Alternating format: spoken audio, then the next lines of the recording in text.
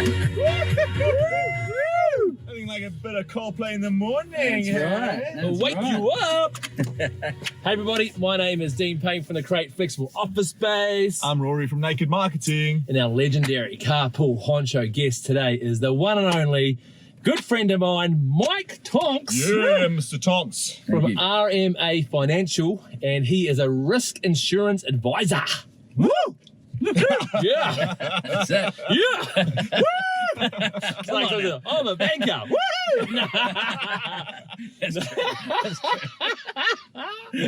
Nah, just having you on, Mike. We've been that's good. friends for flipping years. We're just talking about that, eh? Yes, we go way back. Probably Yep. 30 something years, actually. Yes, I that old? barely feel old enough to say that, Yeah, but it's he true. was that young.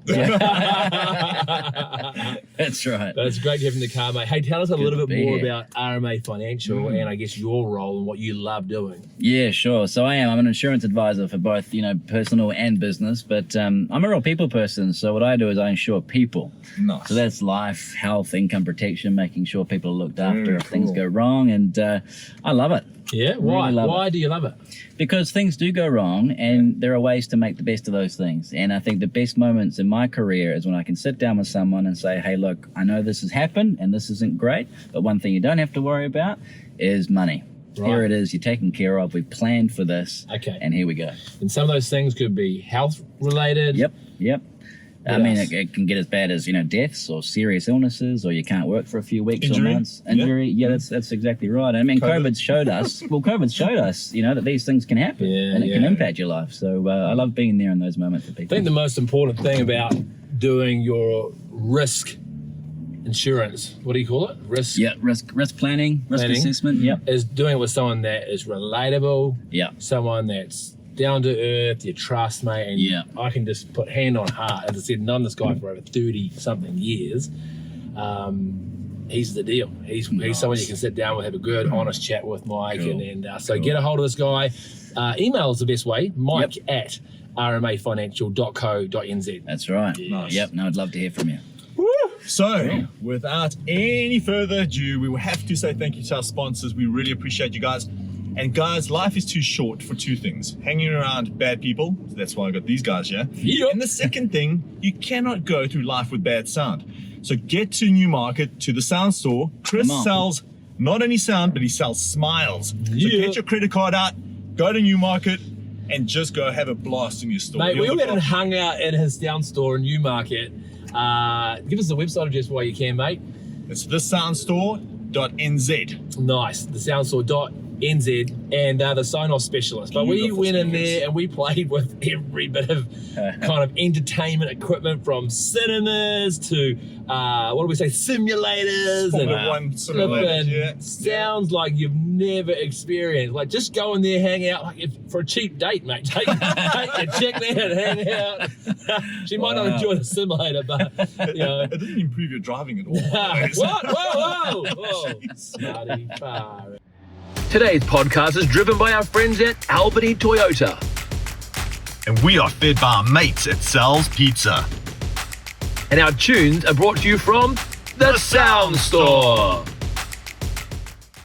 We're on this incredible topic at the moment. Oh my Yeah. goodness, it's got some bite to it. Yeah. And it's breaking dangerous habits. So Mike, Yeah. apparently, everyone we get in the car kind of go, yeah, we've got a few of those. Like, let's just be honest, right? Yeah. We're not all, we haven't got life all sorted. Sure. There's a copper there, just want to make sure he wasn't sort of watching me. That's right. Anyway, cut, no, not cut. So, dangerous habits, mate. Yes. What's kind of been a habit, I guess, that's become or had become dangerous for you? Yeah, sure. Great topic. I think one of the things that's important to identify is that sometimes a bad habit isn't just something that you do that you shouldn't, but it can be something you don't do that you should. Yeah. And that's pretty much where I found myself. And I'm sure lots of people can relate to this, but since COVID became a thing and everything started getting disrupted pretty well constantly, and it became hard to plan and predict. Jeez, that's a And treat. of course, we all went through that. We all know the frustration of that. And after a few months, and I made this realization a few months ago, that I'd let myself drift a little bit with my intentionality toward planning, because so many things have been disrupted. And so I'd become more reactive than proactive about anything. Guilty? Wow. Anyone? Yeah. Yeah. Yeah, that's true. I think we all can relate to that. And of course, for those of you that know what that's like, when you're living on a reactive basis, life is just generally more frustrating. Yeah, 100%. And these things don't just happen. I mean, they creep in slowly a lot of the time, don't they? Exactly that. Yeah. So the dangerous habit for you was becoming reactive. Becoming reactive, and it was found in realizing what I wasn't doing, and what I wasn't doing is continuing to plan. Yes. And this is a basic. This is nothing groundbreaking new, but it's Yeah. just one of those basic things that we can sometimes let go of when life throws all these curveballs at us, Yeah. right? The dangerous habits are all basic. Hey, like no one's coming up with something like rocket, rocket science kind of stuff you haven't heard before. Like it's just the basic little things that you. But also I said to you the other day, you know, when I was younger, I see myself as an adventurous person. I didn't like routine, blah, blah, blah, fish-paced. And then as you have kids and you get married, and then you get married again sometimes, but then you have businesses, it's so important to plan. It is. Because then your life just goes way smoother, right? Yes, exactly. What do they say? Fail to Fail to plan, plan to fail. Yeah, Exactly go. right. Preach it. Exactly right. So That's pretty planning- much what this is about. planning becomes very, very important. That's right. And so to the topic, the adjustment I had to make is I had to remember on a daily basis to become really intentional about what I was doing. And so I started sitting down, beginning of every workday, plotting out my day, prioritizing what I had to do that day and putting secondary things or last things in. But also looking at the next 2 weeks and just planning what I was going to do. But one of the key things I had to learn to do that I didn't do before was planning a margin of surprise or a margin for error. Because as we know, the disruptions are still with us to some degree. Yep, the unexpected pops up. That's right. So you have to kind of plan for the unexpected to a degree to try and minimize your frustration A points. bit of a buffer, eh? Yeah, that's right. And again, just a very basic thing, and this might be something people already do on a daily basis, but it was something I let go of that I had to rein myself back in on. So what does it practically look like for you? Like what are you doing? Sure. When do you do this, I guess, and what do you actually do? Sure. So I sit down at the beginning of every day. It's the first thing that I do, and I'll go through my calendar and I'll set out my tasks. I'll prioritize them by number, and then I'll look at my Outlook calendar and I'll say, well, these are the people that I need to follow up and lock in. I'll build more margin between meetings for just again if things happen to go wrong. But I literally just plan it all out, and that doesn't mean that it all won't change still, but I'm trying to plan as far ahead out as I can so that on any given fortnightly basis I'm maximizing the time that I've got, because we've all only got the same amount of hours a day, right? Yeah. So the question comes down to how we use them. Yes. So cool how you're looking at what's immediately in front of you, but also just out 2 weeks. Yeah. You know, what's next day, what's in front of me now, and what's out 2 weeks. That's right. Yeah. It sort of minimizes the surprise in some ways, right? And the unexpected. Yeah, which is all you can do, because you have to have that margin of error for That's surprise. I could get better at that. Tash, my wonderful business partner, bought me a daily or life planner. Right. And this thing, same thing as what you do, you plan your day. Before you start, you plan your day. In there, I track my eating habits. And then at the end of the day, you go through what you're grateful for, what went right, what were the surprises, and what you can get better at. Yes. And it just changes your world, just assessing your life and actually improving it going forward. I hope that you've got cells in there. It's like, Yum. Out of the eating every plan. day, daily diet. So tell us, why has this been so important to Mr. Mike Tonks? Sure. Yeah. Good question. So for me, when you're living on a reactive basis, I knew I had to deal with it in the business first, because there's a trickle down effect to the rest of your life from the business. You spend so much time in it. And so I realized that I had to change it, not just as a business person, but as a person. And it was important because this frustration of being reactive was flowing over into family life. It was flowing over into my parenting, into my recreational activities. And so you're just living in this constant state of frustration because everything feels a bit more out of control. And a bit of panic. Yeah. There's certainly some moments there. So what does it look like? Come on, give us a couple of juicy nuggets to be in the world of the Tonks family when you're when the papa of the house is getting a little bit reactive. Sure. Well, I Hey? think. Dirty Just get laundry. right in there. Gee, well, now we're- Sarah, we're going to sort them out, mate. Sink your friend. Sarah will be like, preacher, come on, get it out there. Well, actually, Sarah's rung me this morning, and make sure he says this. hi, Sarah. What a gorgeous wife, beautiful children. How many Yes, kids that you is got? true. Got 4 kids. 4 kids. 4 kids. It's a busy Come on, house. give them a shout out. Yeah, absolutely. Caleb, Gracie, Adeline, Jesse, all 4 of them. Love them to bits. And of course, my lovely wife, Sarah. Yeah. But to anyone who's got 4 kids, or even 2 or 3, you'll know how busy life can be. And of course, that's why it needs a high level of planning and intentionality to it. And so, I might snap at the kids for not doing what they should have, or I might, overreact to certain things that I wouldn't usually overreact to. Yeah. The problem with being frustrated is that small things become big things. Yeah. And there's so many examples I could draw upon, but it just meant that I was on a reactive basis with them as well as everybody Wow. else. Yeah. So it's like a bad sort of disease that permeates through your family after a while. Yeah, it has What's a domino business example? effect. What's a business example? Yeah. A business example, well, the ironic thing is that my whole business is risk management. It's about and it's life about planning. Yeah, it's exactly right. That's the ironic thing about it. And I have got to practice what I preach on a personal level as well as on a business level. Yeah. So it's all about trying to anticipate things go wrong and then Yes. trying to mitigate those things as best as you can.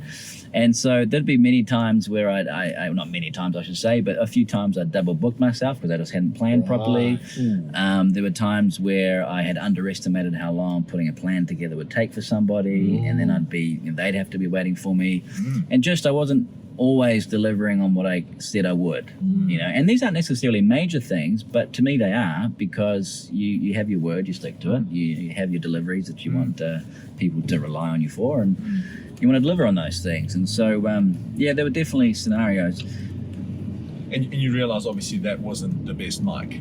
That's right. You knew what the best Mike was. That's exactly right. Yeah, and I'm not sure how obvious it might have been to others. From the outside, maybe most of my clients wouldn't have noticed a thing, but I knew in myself I could be doing better. Nice. And that's crazy, right? Because we had another guest in the car today, and we're just saying that, we sort of look at people from the outside and we kind of see their success and their nice jacket, everything's going well. And Nice like, jacket, but doesn't it? but the real Mike or the real Dean or the real Roro, is that person on the inside that no one gets to live with. That's right. That's right. Really live with, like That's right. what we are, who we are in the dark, right? Yeah. When nobody's watching. That's right. And those are the things that can catch us out. And they have the most, small things that have the Yes. most powerful influence. Exactly that. So that's amazing. So Exactly that. you're planning every day now. Yep. You're back in the groove, mate. You're looking Back at in the the day ahead. You're looking at I'll just use the indicator instead of the wipers. I told you. His driving's atrocious. Man, he sound- keeps saying the my sound- driving sucks, mate, but we have not crashed once. What's up? Get back to the sound store and start doing some trial.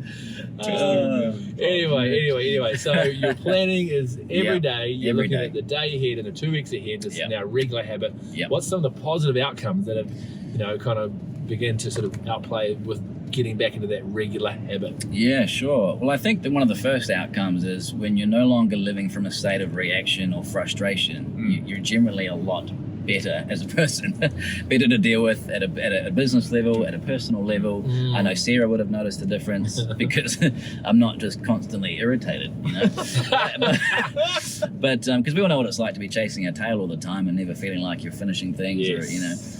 But probably the biggest benefit, and I didn't actually expect this, was that the more I'd planned to do, and the more I try and fit into a day, but planned to fit in the day, the more actual spare time I ended up having. Amazing. Wow. I didn't expect that, but I think it's because when you are intentional about what you're doing and you do it, you follow through and do it, you do come out with a lot more time. Otherwise, you're just reacting, and because you're reacting, things take longer because you haven't anticipated it, and then everything else suffers. We can all do with more time. Yeah. Absolutely. That's ironic, isn't it? It is, That yeah. here you are trying to jam more in your day, Yeah. but yet you end up with more freeboard. And Exactly. more freeboard is a happier self, right? Exactly. Yeah. We had another guest that sort of was talking about a state of flow. And I think the more you plan and prep, I think your life starts to flow better. Yeah. And that's what we all want. We want that sort of state of peace, Exactly right. not anxiety and Yeah. panic. That's exactly right. All right. I'm sure there are many people out here man. that I We think want can, tips. We want I need tips. to do this. Tell us what to do, how to do it. Yeah, well, I mean, there's so many practical tips, and maybe we'll get to some of them, but the high-level principle, I think the thing that I learned out of this is that, you know, when you're facing a big challenge, you can be tempted to feel like you have to throw a big solution at it. But actually, we shouldn't forget to underestimate the power of just little changes, little things. And if you can do little things consistently, they accumulate to have big impacts. And so I just learned that I didn't have to try and bite off a huge thing. It was just about little adjustments every day. But the key is consistency. Yeah. Do it for a week, not going to do much. Yeah. You can do it on an ongoing basis. The cumulative effect really adds up. So, practically, do you do this on paper in a book? Is it on your phone? Is it on a tablet? Like, how do you actually do this? Yeah, really good question. That's the other thing that I was pleasantly surprised at, is that I didn't have to go buy some new software or make a huge purchase.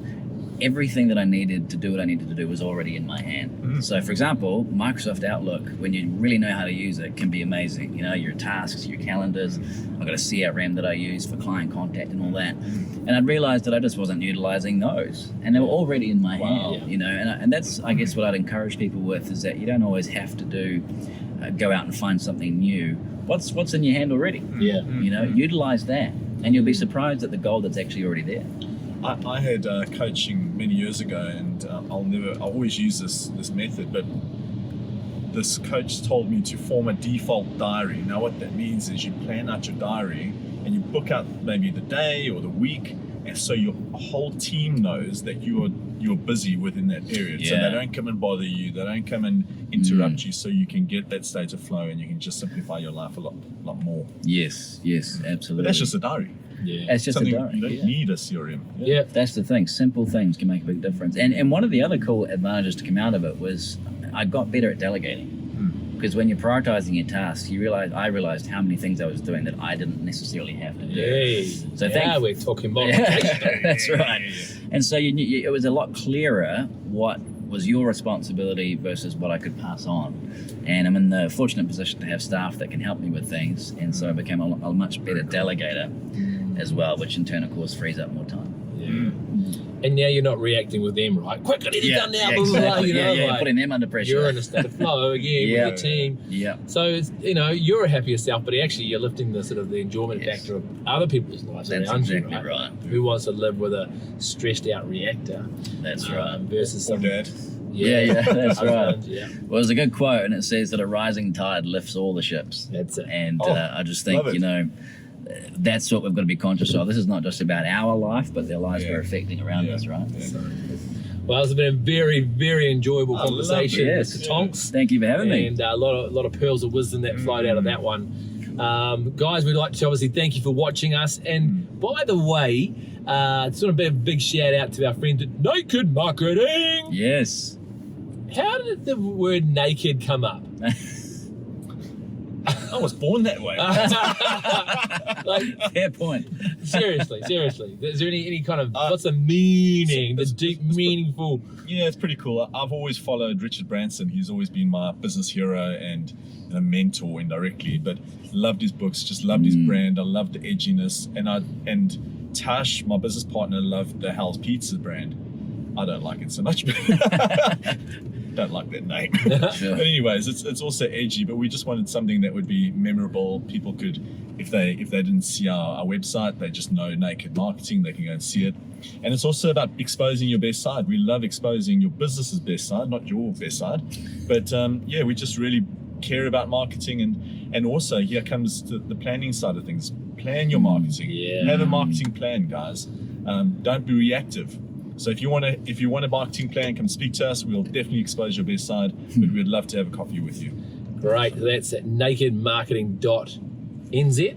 Co, mate, co. .co. I knew it was like half of. So I'll just say that again, nakedmarketing.co. Yeah.